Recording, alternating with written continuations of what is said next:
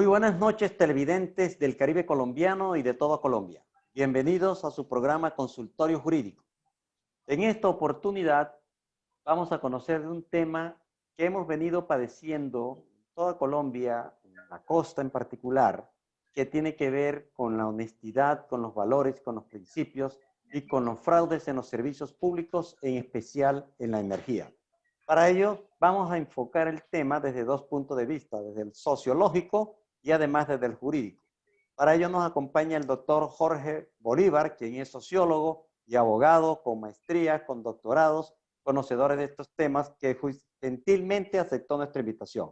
Doctor Bolívar, gracias por acompañarnos en Consultorio Jurídico. Buenas noches, muchas gracias por la amable invitación y estamos con mucho gusto atendiéndola para desarrollar los temas que ustedes a bien tienen en torno a la problemática que nos compete sobre los valores éticos de la sociedad contemporánea. Gracias a usted, doctor Bolívar. También nos acompaña el doctor Fermín de la Hoz, es un abogado, es el gerente de asuntos jurídicos de la nueva empresa comercializadora de la energía en algunos departamentos de la costa. Doctor de la Hoz, bienvenido a Consultorio Jurídico. Muchas gracias, doctor Víctor. Buenas noches para todos. Para mí es un placer estar acompañándolos y estamos a sus órdenes para debatir este tema tan interesante. Doctor Bolívar, vamos a estudiar un poco por qué se presentan fraudes en los servicios públicos, en especial en la energía, pero eso tiene un componente ético, sociológico, psicológico, que se repercute en esta situación que estamos padeciendo en Colombia en general. ¿A qué se debe, doctor Bolívar, esos principios, esa falta de principios éticos que hemos venido viendo que se están perdiendo en la sociedad del mundo en general y de Colombia en particular? Perfecto. El hombre es un ser multidimensional y cada una de esas áreas que usted mencionó tienen que ver con los comportamientos del hombre. El hombre no solamente es un ser biológico, como tal un animal, sino que además es un ser social, es un ser psicológico, es un ser cultural. Por eso se habla de que el hombre es un ser multidimensional. Y teniendo que ver con eso, en lo que nos atañe con este problema, básicamente estamos hablando de un problema ético, de un problema social, de un problema cultural y de un problema jurídico. Entonces, cuando nosotros hablamos de la ética, estamos hablando precisamente en estos momentos en donde hay una sociedad totalmente convulsionada, en donde la corrupción hace su agosto. Entonces siempre estamos hablando de una sociedad que en estos momentos privatiza los beneficios y socializa las crisis. Entonces precisamente estamos hablando desde las raíces del hombre, que es, como dicen muchos autores, un hombre que como animal es egoísta, es decir, quiere satisfacer su placer, quiere satisfacer sus éxitos, quiere satisfacer todos sus deseos. Entonces, hemos dicho desde siempre que el hombre y la sociedad han cambiado los valores. Cuando hemos dicho que han cambiado los valores y los principios, estamos hablando que lo que se propone el hombre en la actualidad, porque la sociedad así se lo exige, es que sea un hombre de éxito. Y el hombre de éxito tiene que ver con la fama, con el poder y con el dinero. Y doctor Bolívar, en todo el mundo hay corrupción, pero en Colombia hay más, se nota más. ¿Es cierto eso de la herencia de los españoles o es que estamos viviendo un momento coyuntural en donde se nota mucho más esa falta de ética y principios que tenemos en Colombia, sobre todo en los servidores públicos? Los tiempos modernos van cambiando la idea del hombre, la educación. Nosotros tenemos, perdonen que haga un paréntesis, nosotros tenemos dos tipos de cerebros. Un cerebro primitivo con el que nacemos, que es el de los deseos, el del placer, de satisfacer todas las necesidades. Y un cerebro cultural o social, que es el que nos van enseñando desde la cuna. Nos van enseñando, aún en el vientre de la madre, nos van formando, nos van, comillas, domesticando. Entonces, el hombre se va haciendo sociable porque es un ser gregario y va aprendiendo de la cultura por imitación. Entonces llega un momento en que el hombre, al socializarse, al educarse, se va haciendo cautivo de esas normas. Por eso es que se dice que el hombre es un animal de costumbre. Lo van acostumbrando a ser obediente. Lo van acostumbrando a estar de acuerdo con las cosas, a obedecer. El hombre es un ser obediente. Entonces, ante esta sociedad que al mismo tiempo le está diciendo que hay que luchar, que hay que competir, que el hombre tiene que ser competente y competitivo, el hombre se va preparando para eso. Y entonces el hombre sabe que domesticado, que atendiendo eso no va a encontrar la satisfacción total a las necesidades que él se plantea, a la autocomplacencia. Y entonces va sacando todo lo que su animal, su cerebro primitivo le dice, que tiene que tener poder. Y el poder lo utiliza con la fuerza, con la astucia. Ya no entendemos o no aceptamos aquello de que el poder viene de Dios, sino que el poder lo tiene el más fuerte, el que llega primero en la competencia. Entonces todo es competencia. La educación es una educación que te hace competente, pero también competitivo. Y se califica a los mejores. Y la evaluación va del 1 al 10. Y obtiene más éxito el que tiene el 10, pero que además es audaz, que es astuto, ¿verdad? ¿Y qué hace el hombre para ser audaz y para ser astuto? Busca el camino más recto. ¿Cuál es el camino más recto? No el de hacer la cola, sino el volarse la cola. Entonces es un problema que no necesariamente tiene que venir de España, porque igual es en Brasil, ¿verdad? Y Brasil no viene de España, viene de Portugal. Entonces, ese problema, ese fenómeno que antes se decía que se justificaba el delito por la pobreza, ya no se entiende. Entonces, va escalando situaciones mayores, va buscando elementos que le propicien ese deseo de superarse él y de superar a los demás. Entonces, doctor, el hombre en ese sentido transgrede cualquier norma. Sí, doctor. Sí, usted? Lo que me está diciendo, doctor Bolívar, no, le quiero trasladar al doctor de la Hoz, eso que usted acaba de decir, de esa tendencia que tenemos nosotros, cómo se traslada esa falta de valores o esa deshonestidad en la prestación del servicio público de energía, sobre todo en la costa atlántica, doctor de la Hoz, que es el tema que usted conoce muy bien. En efecto, en desarrollo de los contratos de servicios públicos domiciliarios y de manera particular el de la energía eléctrica, los contratos tienen que desarrollarse de buena fe, con ética, como mencionaba el doctor Jorge. Y en materia del servicio de energía eléctrica hemos observado que en una parte importante de los usuarios en donde nosotros prestamos el servicio de energía eléctrica, que es básicamente en los departamentos de Atlántico, La Guajira y Magdalena, hemos encontrado reiterativamente fraudes consistentes en las manipulaciones a los medidores, a las manipulaciones a la cometida. Y esta es una situación repetitiva y reiterativa que ha llevado a la empresa a adelantar importantes acciones para poder combatir y controlar el fraude. Y lo vemos a todo tipo de nivel. Los usuarios de estratos 1, 2, 3, usuarios de estratos 4, 5, 6, industriales y comerciales. Y el fraude al servicio de energía eléctrica, si bien afecta directamente el patrimonio económico de la empresa que lo presta, porque genera un desequilibrio financiero, también afecta a los demás, porque es que la prestación de los servicios públicos domiciliarios hacen parte de la finalidad social del Estado. Y cuando un usuario se apropia de la energía eléctrica, no solamente está afectando patrimonialmente a la empresa, sino que está afectando a todos los usuarios del servicio de energía eléctrica. A unos porque les afecta la calidad y la continuidad del servicio de energía. Y a otros, sobre todo en aquellos usuarios de estratos altos, porque al defraudar el servicio de energía eléctrica, también defraudan el pago de la contribución, que es con lo que son dineros que se recaudan para poder llevar el servicio de energía eléctrica a los usuarios de estratos bajos. Entonces es un problema complejo que en el caso del servicio de energía eléctrica se ve reflejado en la manipulación de medidores, acometidas y transformadores ilegales que se viven instalando de manera irregular en la red de distribución de energía. Vamos, doctor de la Hoz y doctor Bolívar, a unos mensajes comerciales y regresamos a Consultorio Jurídico. En GESELCA Hay una fuerza muy poderosa que nos mueve a creer que todo es posible. Es la energía que viene de los corazones de la gente, que como nosotros enfrenta grandes desafíos para alcanzar sus sueños. GESELCA, energía que construye futuro. Transelca transporta la energía del Caribe colombiano.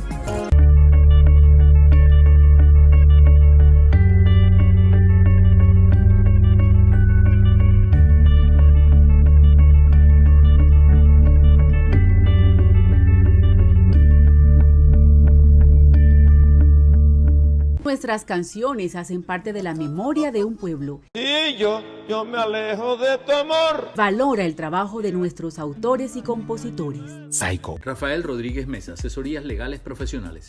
Somos un bufete de abogados confiables que te ayuda con tus asuntos laborales y de seguridad social.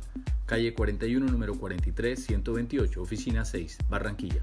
Celular 310-632-0407. Gisela García, abogada, consultora en insolvencia, conflictos por arrendamiento, responsabilidad civil y del Estado, conciliadora en derecho.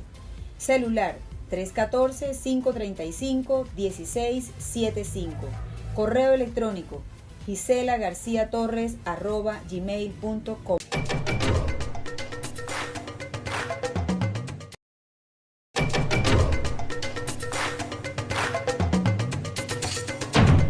Doctor de la Hoz, ¿de qué porcentaje estamos hablando nosotros de fraude en la prestación del servicio público de energía eléctrica en la costa atlántica? Bueno, doctor, en lo que corresponde a la prestación del servicio de energía eléctrica en los departamentos de Atlántico, Guajira y Magdalena, que es el territorio geográfico en donde inició la prestación del servicio de energía eléctrica a la empresa Aire a partir del 1 de octubre, durante los meses de octubre, noviembre, diciembre y enero hemos tenido un porcentaje de pérdidas en promedio de un 30%.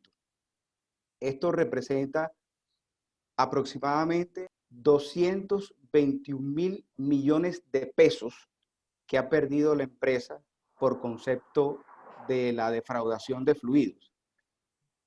Como lo mencionaba a la respuesta a la pregunta anterior, estas sumas de dinero afectan de manera considerable el servicio de energía eléctrica y son fraudes que se encuentran a todo tipo de nivel. Usuarios de estratos altos, industriales, comerciales y usuarios de estratos bajos. Y ante esta situación, la empresa se ha visto en la necesidad de poder echar mano de todas las acciones legales que la normatividad ha puesto a disposición. Es por esa razón que la empresa ha acudido al Código Nacional de Policía para que, en virtud de lo que en este código se establezca, las personas puedan ser susceptibles de imponerse multas hasta de 16 salarios mínimos legales diarios vigentes en el evento en que se encuentre una manipulación de su instalación eléctrica. También cuando se instalan redes o se instalan cualquier elemento sin autorización de la empresa, se puede acudir a lo que establece el Código Nacional de Policía en el artículo 92, que da lugar a la imposición de multa de hasta 32 salarios mínimos diarios legales vigentes y, ojo con esto, la suspensión temporal de la actividad. Además de todas estas acciones de tipo policivo que la empresa tiene a disposición, también tenemos la posibilidad de iniciar acciones penales por el delito de defraudación de fluidos, que es un delito expreso, autónomo, que está consagrado en el Código Penal, que da lugar a que se puedan imponer penas de prisión de 6 años y en la medida en que el delito sea agravado porque la cuantía supera los 100 salarios mínimos, la persona puede pagar una pena de prisión de 9 años. Adicionalmente, hemos notado que estas manipulaciones a los medidores van acompañados de uso de tecnología. Se insertan chips en los medidores y en los transformadores y con esto se interrumpe la señal de comunicación que se utiliza en los medidores actuales, los modernos, los más precisos, para que de esa forma no se registre el consumo. Y cuando estamos en una situación como esta, podemos acudir a aquellos delitos informáticos. Y si la defraudación de fluido se comete a través de una empresa criminal, podemos estar en presencia de un concierto para delinquir.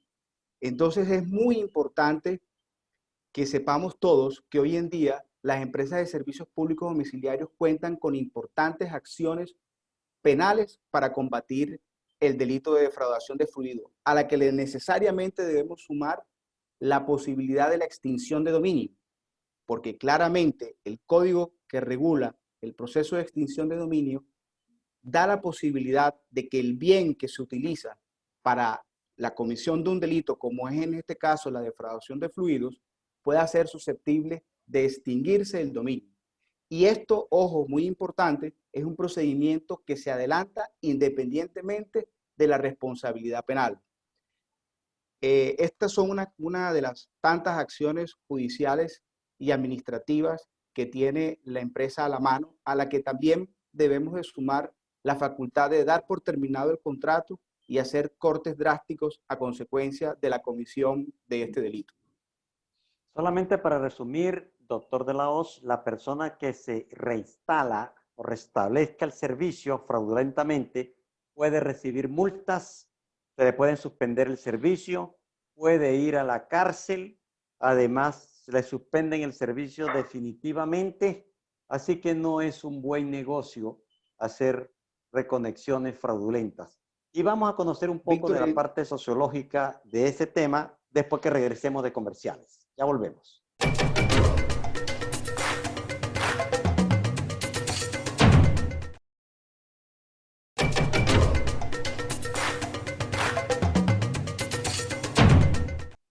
Doctor Bolívar, ante ese panorama que nos explica el doctor de la Hoz, que estos hechos se presentan en todos los estratos sociales, ¿tiene algo que ver la honestidad y los principios éticos y los valores con la capacidad económica de las personas?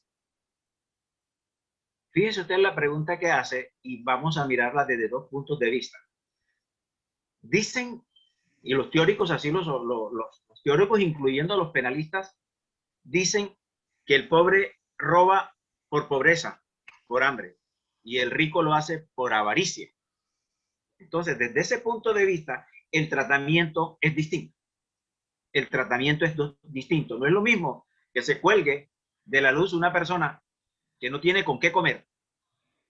Entonces, después de la comida, lo segundo que se paga son los servicios públicos, si es que se pagan. Y ese es un problema distinto. El hombre, o cuando hay una asociación para delinquir, como dice el doctor, que lo tipifica el artículo 340 del Código Penal, establece precisamente que cuando las personas se conciertan para cometer un delito, la pena es mayor. Y es verdad. Entonces, ¿qué pasa aquí? Que el hombre va utilizando sus necesidades. Miren el término, necesidades básicas, como son las de los pobres. Y el otro ya no es una necesidad básica, el que roba por avaricia un conjunto residencial alto, que los ha encontrado. Y no es un problema solo de la costa, ni que el doctor ha encontrado ahora aquí, no. Hace 7 años, la electrificadora del Santander no sabía qué hacer y tenía más de 800 fraudes mensuales, que es bastante, y los encontró esos 800 fraudes en los estratos 4, 5, 6, y ni siquiera no existía el código de policía, sino únicamente el código penal. Entonces, sí, el delito de defraudación de líquidos, el agua, el gas, la luz, etcétera. Y entonces decía, ya ahora lo que nos toca es publicarlos en lista para que salgan a la luz quiénes son los que han cometido fraudes en ese sentido. De tal suerte que si nosotros miramos ese sentido, el problema es que el hombre tiene esa naturaleza primaria desde niño, es buscar el placer, buscar lo agradable y no lo desagradable. De tal manera que es un proceso de educación.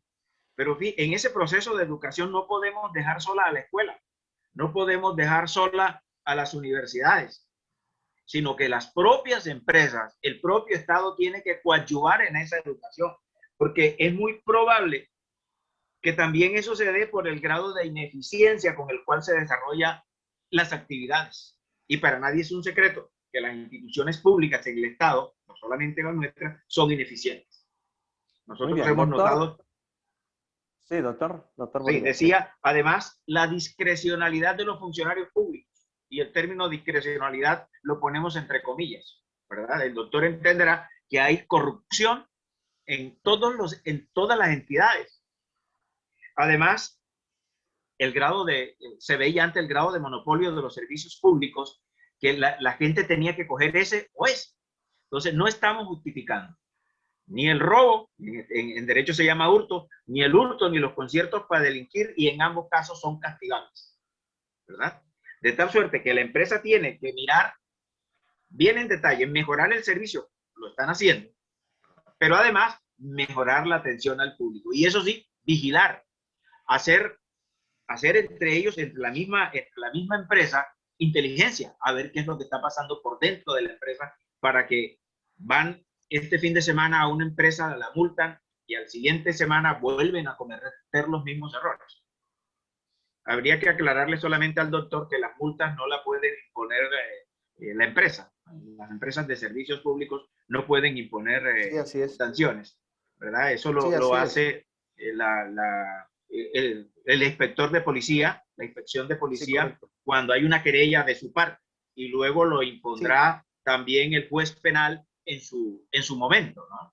Entonces, las empresas tienen que primero prestar un buen servicio, mejorar el servicio, atender y vigilar que haya un seguimiento a cada una de esas defraudaciones y que haya verdaderamente una responsabilidad externa, es decir, buscando a los usuarios responsables, y una interna entre ellos, entre la misma empresa, ¿verdad? Para mirar si es que hay una ruptura entre esa vigilancia y no que estamos consuetudinariamente dejando una válvula de escape por donde la gente se reinstala a pesar de las personas.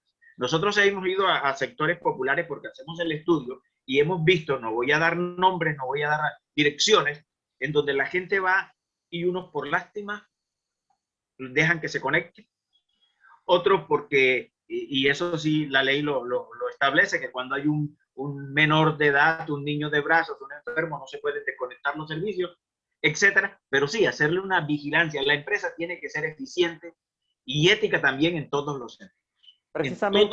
Precisamente, doctor Bolívar, discúlpame que lo interrumpa, me gustaría conocer del doctor de la Hoz cuáles son esos procedimientos y esa medida que puede adelantar la empresa para detectar que se presenten fraudes en los servicios públicos.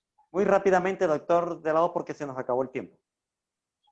Sí, las empresas por mandato de la ley 142 del 94 tienen la facultad de adelantar revisiones a las instalaciones eléctricas. Y en desarrollo de esas revisiones se pueden detectar los distintos tipos de fraude de lo que hemos conversado acá.